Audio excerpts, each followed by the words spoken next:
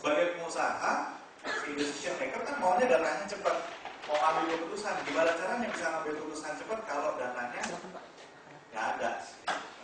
Dari situ anak buahnya ngomong, Pak, kenapa sih kita nggak cari software aja?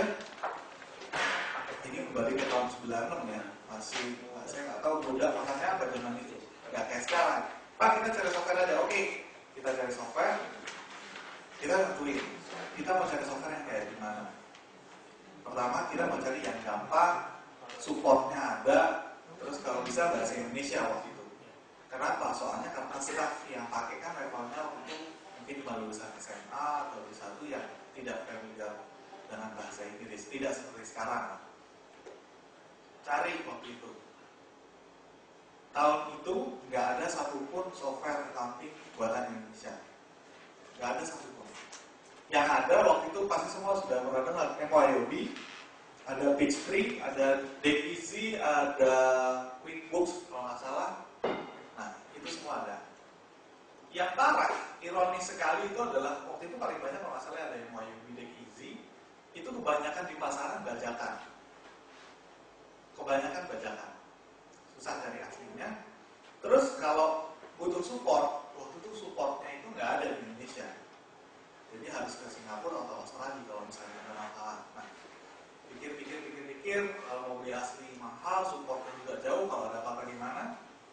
Nah, Fadil yang tadinya jurusan fisika, dia hobi ngotak-ngatik komputer, programming, dibantu dengan staff accounting-nya, udah kita buat aja deh kecil-kecilan. Nah, dari situlah kita bikin aplikasi sendiri, dan akhirnya ketika tahun 97 perusahaan advertising-nya nggak bisa jalan, kita tahu bahwa kita punya aset yang namanya software accounting. Kalau kita di waktu itu butuh perusahaan software accounting, maka ada perusahaan lain yang selevel juga pasti butuh. Nah, itulah cerita awalnya bagaimana Zahid sampai dikembangkan. Nah, karena dikembangkan oleh pengusaha, business owner, decision maker, sama si accountant-nya, jadi software ini memenuhi berbagai sudut pandang lah. Ada yang bilang software accounting itu kan hanya untuk accountant, yang penting nggak ada jurnal, jadi laporan keuangannya. Di Zahid enggak, tidak hanya itu. Kita mau bagaimana software ini membantu si business owner atau decision maker ambil keputusan dengan cepat. Oke, itu dulu deh. IT support for business.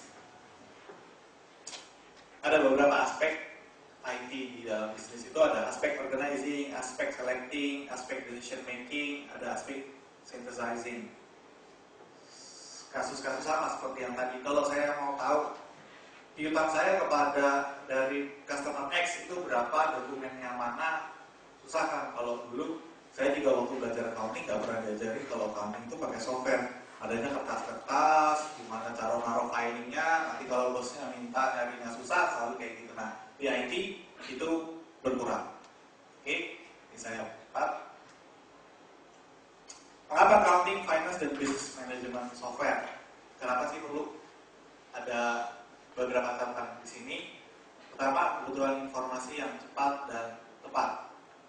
Semua kita setuju dengan kompetisi yang semakin hari semakin keras, maka keputusan diambil itu juga selalu dalam waktu yang nggak bisa dalam range waktu yang lama.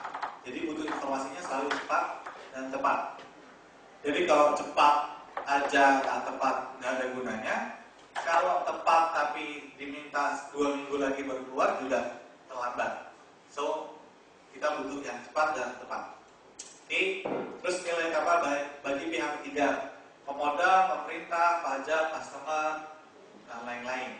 Di beberapa kasus yang saya temuin ada mereka yang pada akhirnya mau pakai software accounting itu karena ketika dia mau joint venture, ketika dia mau jual perusahaannya, atau ketika dia mau cari pemodal, apakah itu bank, apakah itu temannya sendiri, selalu kan yang diminta ini. Accounting itu kan bukti ya, kalau bilang perusahaannya bagus katanya siapa? Ya kan reportnya harus ada. Kalau dibilang cash flow-nya lancar, katanya siapa? Butuh report. Lalu efisiensi dan efektivitas pekerjaan, mempermudah pengambilan keputusan, sama minimalisasi moral hazard atau manipulasi oleh karyawan. Oke.